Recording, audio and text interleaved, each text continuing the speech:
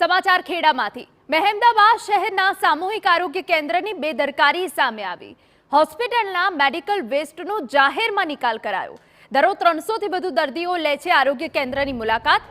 Medical વેસ્ટના કારણે પશુઓને પણ નુકસાન। ગાય મેડિકલ વેસ્ટ ખાતી હોય તેવા દ્રશ્યો સામે આવ્યા છે।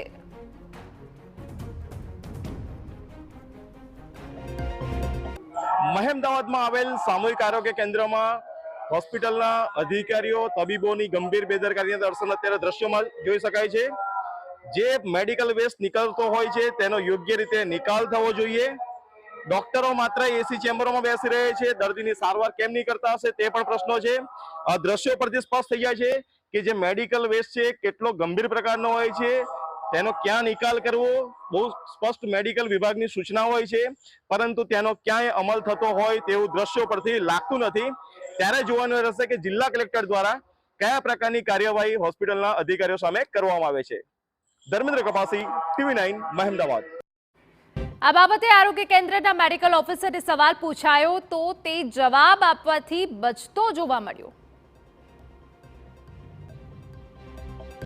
મહેમદાવાદ શહેરમાં આવેલ સામૂહિક આરોગ્ય કેન્દ્રમાં હોસ્પિટલના અધિકારીઓ તબીબોની ગંભીર બેદરકારીના દર્શન કેમ્પસમાં થઈ રહ્યા છે। મેડિકલ વેસ્ટનો જે રીતે નિકાલ થવો જોઈએ તે નથી થતો। કોણ જવાબદાર છે, કોની બેદરકારી છે, આપણી સાથે મેડિકલ ઓફિસર જોડાયા છે, આપણે તેમની સાથે વાત કરવાનો પ્રયાસ કરીશું। સર, આપનું નામ? આપનું નામ? આપનું નામ? આપનું નામ?